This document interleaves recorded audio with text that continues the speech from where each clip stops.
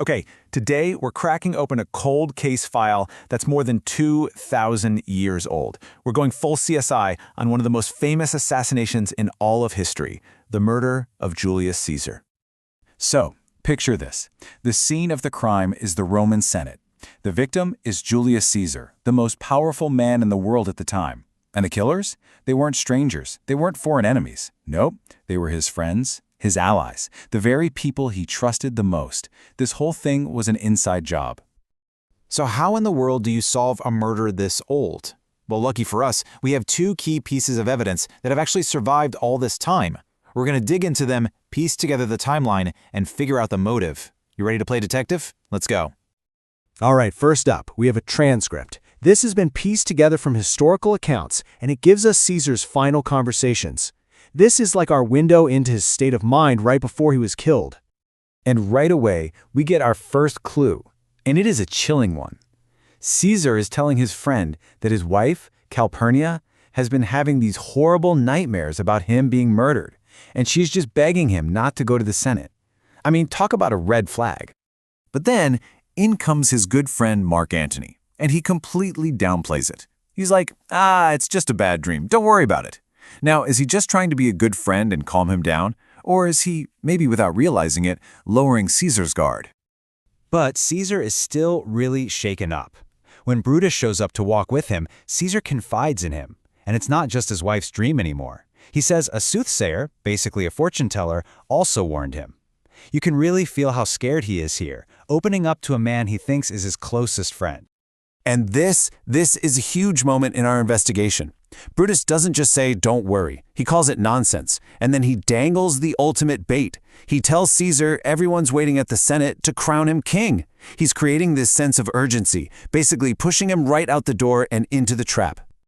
So, based on just this one transcript, let's look at our persons of interest. Calpurnia, she's clearly just a worried wife, so she's a 1. Mark Antony seems a little careless, maybe, but not malicious. We'll give him a 3.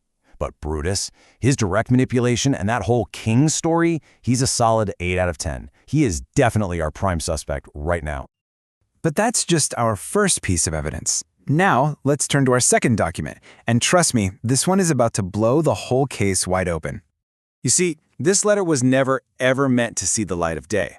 This is a private conversation between conspirators, laying out not just the plan, but the real reason behind it. This is our smoking gun. And there it is, the writer, Marcus Brutus himself. He's writing to a co-conspirator named Cassius, and he admits in his own words that he's going to play a role in his best friend's demise. I mean, it doesn't get much clearer than that. That is a confession. Okay, so we've got our killer, but any good detective knows you have to understand the motive. Why would Brutus do this to his best friend? The letter actually gives us the answer, and it all comes down to politics. Just look at the difference here. It is absolutely stunning. To Caesar's face, he's talking about making him king, but in private, he's planning an unthinkable but necessary crime. This shows a man who is completely committed to a violent plot, all while hiding behind the face of a friend. And this line right here, this single sentence is Brutus's entire justification. He admits Caesar's a true friend, but he says he has a higher loyalty, and that's his love for Rome. So for Brutus, this wasn't about personal hatred. He's claiming this was a political act.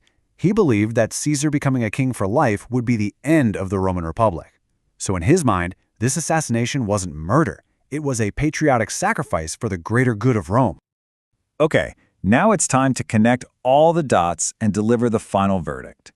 The evidence paints a really clear picture of a carefully planned conspiracy. So let's just recap.